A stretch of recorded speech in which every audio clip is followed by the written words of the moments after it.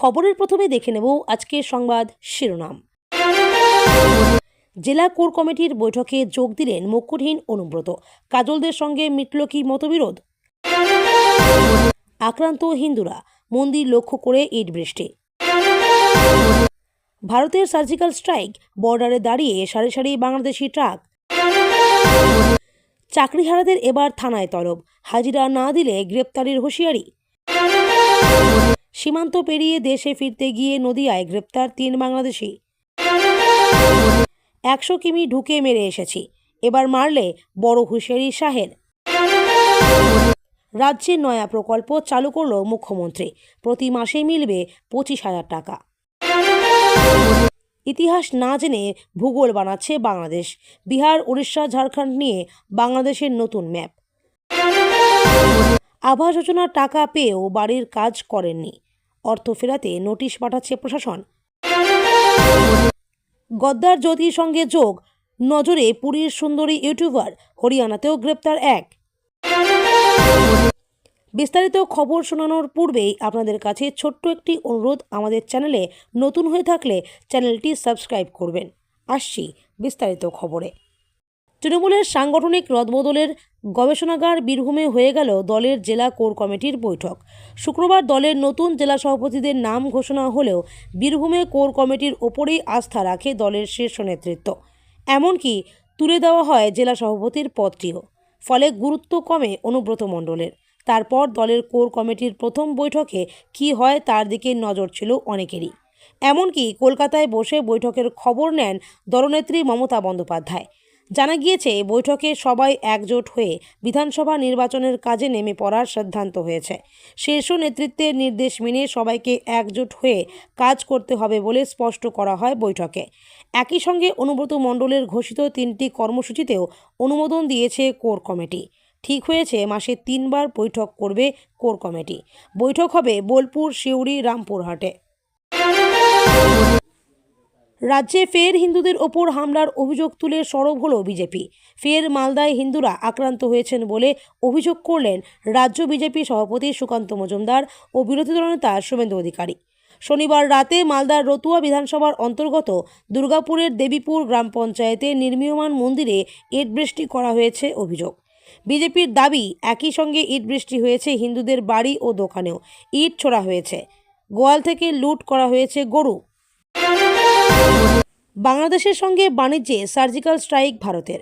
এখন থেকে ভারতের সব সীমান্ত বা বন্দর থেকে বাংলাদেশের তৈরি পোশাক, খাবার, প্লাস্টিকের জিনিস, কাঠের আসবাব, রং কিছুই আর আমদানি করা যাবে না, এমনই নির্দেশ দেওয়া হয়েছে কেন্দ্রীয় সরকার ডিরেক্টরেট জেনারেল অফ ফরেন ট্রেডের তরফে। নিয়েই এখন জোর চর্চা দুই দেশে। চাপানো রাজনৈতিক মহলেও উদ্বিগ্ন বাংলাদেশের ট্রাক চালকরাও। এসএসসি কাণ্ডের জেরে উত্তপ্ত রাজ্য রাজনীতি। ইতিমধ্যেই বিভিন্ন জায়গায় অবস্থান বিক্ষোভ করতে দেখা গিয়েছে রাজ্যের চাকরিহারা যোগ্য শিক্ষক শিক্ষিকাদের। বিগত 2 দিন অর্থাৎ বৃহস্পতিবার থেকে বিকাশ ভবনে বিক্ষোভ করতে দেখা যায় তাদের। সেখানেই পুলিশের লাঠিচার্জে রক্তাক্ত হয়েছিলেন কয়েকজন চাকরিহারা যোগ্য শিক্ষকরা। কিন্তু 16ই মে শুক্রবার চাকরিহারাদের বিরুদ্ধেই দায়ের করা হয় মামলা। এমনকি 21শে মে বিধাননগর উত্তর থানায় হাজিরার নির্দেশও দেওয়া হয়েছে পুলিশের তরফে। চাকরিহারাদের মঞ্চ থেকে চিন্ময় মণ্ডল এই দিন বলেন, ভয় দেখিয়ে আমাদের বিক্ষোভ রোধ করা সম্ভব নয়। সূত্রের খবর জানা গিয়েছে, একটি পুলিশি নোটিশের মাধ্যমে জানানো হয়েছে 21শে মে সকাল 11টায় বিধাননগর উত্তর থানায় হাজিরা না দিলে চাকরিহারা শিক্ষক শিক্ষিকাদের গ্রেপ্তার পর্যন্ত করা হতে পারে। কয়েক মাস আগে অনুপ্রবেশ করেছিল ভারতে। বাংলাদেশে ফিরতে গিয়ে পুলিশের জলে গ্রেপ্তার 3 বাংলাদেশি অনুপ্রবেশকারী। শনিবার রাতে নদিয়ার ধানতলা থানার পুলিশ ও 3 বাংলাদেশিকে গ্রেপ্তার করেছে বলে জানা গিয়েছে। পুলিশ সূত্রে জানা গিয়েছে, ধৃতদের নাম রূপা বেগম, আলম ও মনিরা বেগম। এদের মধ্যে রূপা বেগম বাংলাদেশের খুলনা জেলার।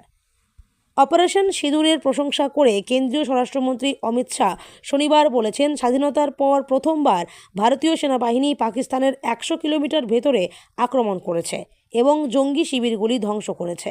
গুজরাটের পেটাপুরে এক অনুষ্ঠানে বক্তব্য রাখার সময় তিনি একথা বলেন। অমিত শাহ বলেন, এবার অপারেশন সিঁদুরের মাধ্যমে পাকিস্তানের জৈশ-ই-মোহাম্মদ ও লস্কর-ই-তৈয়বার মতো জঙ্গি সংগঠনের সদর দপ্তর ধ্বংস করা হয়েছে। আমরা এমন 9টি স্থান ধ্বংস করেছি যেখানে জঙ্গিদের প্রশিক্ষণ দেওয়া হতো এবং তাদের আস্তানা ছিল। তিনি আরও বলেন, ভারতীয় সেনাবাহিনীর প্রতিক্রিয়া তাৎপর্যপূর্ণ। পাকিস্তানের ভূখণ্ডের 100 কিলোমিটার ভেতরে আঘাত হেনেছে এবং জঙ্গি শিবিরগুলি কার্যকরভাবে ধ্বংস করেছে। 2025-এর এপ্রিল মাসে এক ধাক্কায় 26,000 শিক্ষক শিক্ষিকার চাকরি বাতিল করেছে সুপ্রিম কোর্ট। আর আদালতের নির্দেশে সংকটে পড়েছেন বহু শিক্ষক ও শিক্ষাকর্মী। এমনকি নবান্নেও এর জেরে বিভিন্ন অভিযান হয়। দুর্নীতির অভিযোগে বাতিল হওয়া স্কুল সার্ভিস কমিশনের মাধ্যমে 2016 সালের পুরো প্যানেলে বাতিল করে দেওয়া হয়েছে।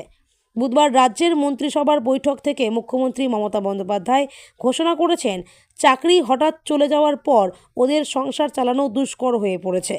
তাই আমরা রাজ্যের শ্রম দপ্তরের তরফ থেকে নতুন একটি প্রকল্প চালু করেছি, যার নাম West Bengal livelihood and social security scheme.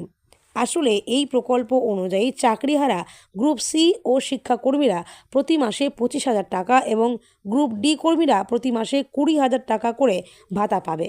আর এই ভাতা দেওয়া হবে 2025 সালের এপ্রিল মাস থেকে এবং চলবে যতদিন না পর্যন্ত মামলার নিষ্পত্তি হচ্ছে ততদিন। পাকিস্তানকে অস্ত্র দিয়ে মদদ দেওয়ার মাসুল গুনতে হচ্ছে তুরস্ক। নিরাপত্তা থেকে উড়ান, শিক্ষা, বাণিজ্য সব ক্ষেত্রেই সম্পর্ক ছিন্ন করছে ভারত। আর ভারত মুখ ফেরাতেই নতুন কারসাজি শুরু। এবার বাংলাদেশের সঙ্গে হাত মিলিয়ে ভারতের বিরুদ্ধে ষড়যন্ত্র করছে। ইকোনমিক টাইমসের রিপোর্ট অনুযায়ী বাংলাদেশে হঠাৎ সক্রিয় হয়ে উঠেছে তুরস্ক। তুরস্কের একটি এনজিও সমর্থিত ইসলামিক সংগঠন ঢাকায় গজিয়ে উঠেছে। এই সংগঠনের নাম সালতানাত-ই-বাংলা। এই সংগঠনই দাবি তুলেছে গ্রেটার বাংলাদেশের নতুন একটি মানচিত্র প্রকাশ করেছে। কি দাবি করা হয়েছে সেই ম্যাপে? মায়ানমারের আরাকান রাজ্য, ভারতের বিহার, ঝাড়খণ্ড, ওড়িশা ও গোটা উত্তর পূর্বকে বৃহত্তর বাংলাদেশ বা গ্রেটার বাংলাদেশের অংশ বলে দাবি করা হয়েছে।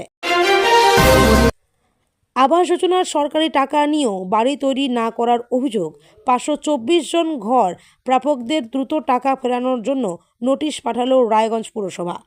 বাড়ি তৈরির জন্য দেওয়া সেই টাকা নির্ধারিত সময়ের মধ্যে এবার না ফেরালে সরাসরি পুলিশে এফআইআর করার হুঁশিয়ারি দিয়েছে পুর কর্তৃপক্ষ। চরবৃত্তির অভিযোগে গ্রেপ্তার হওয়া ইউটিউবার জ্যোতি মালহোত্রার পুরীর যোগসূত্র সামনে এসেছে। গত বছর পুরীর জগন্নাথ মন্দির পরিদর্শনে তাকে সাহায্য করেছিল স্থানীয় এক ইউটিউবার।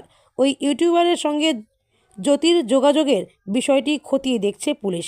অন্যদিকে পাক চরবৃত্তির অভিযোগে হরিয়ানা থেকে এক যুবককে গ্রেপ্তার করেছে পুলিশ।